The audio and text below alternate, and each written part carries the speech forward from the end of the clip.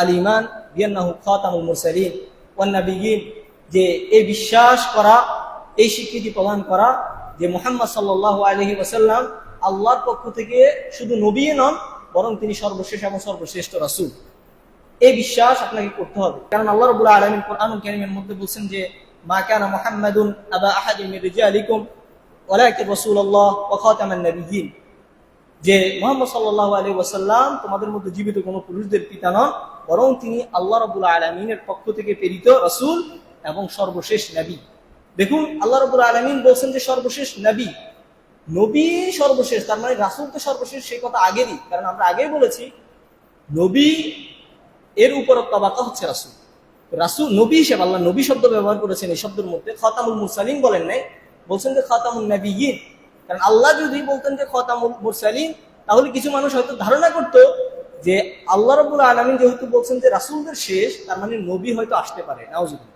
এজন্য আল্লাহর কোরআনের মুজিজা হচ্ছে আল্লাহ এমন শব্দ ব্যবহার করেছেন যে শব্দের পরে স্পষ্টত বোঝা যায় তারপরে কোনো রাসূলও নেই, কোনো নবীও নেই। সম্মানিত উপস্থিতি, এবং রাসূল সাল্লাল্লাহু আলাইহি ওয়াসাল্লাম আমাদেরকে আগাম জানিয়েছেন। এই যে আমরা দেখছি তার জমানায় রাসূল সাল্লাল্লাহু আলাইহি ওয়াসাল্লামের জীবন দশায়, সাহাবায়ে কেরামের জীবন দশায় নবুয়তের যে মর্যাদা, নবুয়তের যে শারাফত, এগুলো যখন মানুষ দেখতে পেল, তখন মানুষ নিজেদের মধ্যে নবুয়তের দাবি করতে শুরু করল, এবং এটার ধারাবাহিকতা দীর্ঘদিন পর্যন্ত চলবে। আপনারা জানবেন এখন পর্যন্ত মানুষ, এই যে কিছুদিন আগে হয়তো অনেকে দেখেছেন, একজন নিজেকে মুসা আলাইহিস সালাম দাবি করে বসে আছে। এবং উপমহাদেশের অন্যতম বড় ফিতনা আপনারা জানেন যে কাদিয়ানী ফিতনা, যেটা উপমহাদেশের একটা বৃহত্তম ফিতনার অন্তর্ভুক্ত। মানুষ ঈমান হারা হয়ে যাচ্ছে কাদিয়ানী হয়ে, যে তারা মনে করছে মুহাম্মদ সাল্লাল্লাহু আলাইহি ওয়াসাল্লাম আল্লাহর নবী, কিন্তু তারপরে আরেকজন নবী আছেন, সে মির্জা গোলাম আহমদ কাদিয়ানী, নাউজুবিল্লাহ।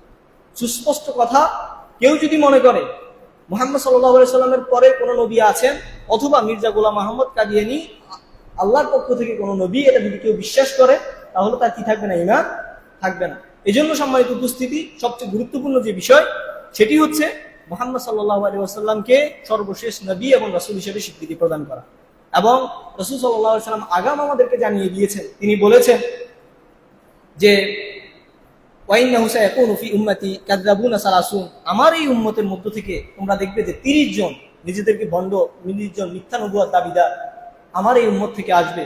যে হাদিসটা আপনার আবু দাউদ ইবনে মাজাহ এবং শাইখুল আলবানী হাদিসটাকে সহিহ বলেছেন। তারপরে দেখুন রাওয়াফিজা, অর্থাৎ শিয়াদের মধ্য থেকে যারা কট্টরপন্থী, তাদের মধ্যে একটা শ্রেণী ধারণা করে যে আল্লাহর পক্ষ থেকে জিবরিল মুহাম্মদ সাল্লাল্লাহু আলাইহি ওয়াসাল্লামের কাছে এসে ভুল করেছেন, মূলত আলী রাদিয়াল্লাহু আনহুর কাছে আসা উচিত ছিল, নাউজুবিল্লাহ। এরকম বিশ্বাস ধারণা করে, এরকম বিশ্বাস যারা লালন করে, তাদেরও ইসলামের মধ্যে, এই দ্বীনের মধ্যে কোনো অংশ নাই, তারাও কাফির হিসাবে বিবেচিত হবে।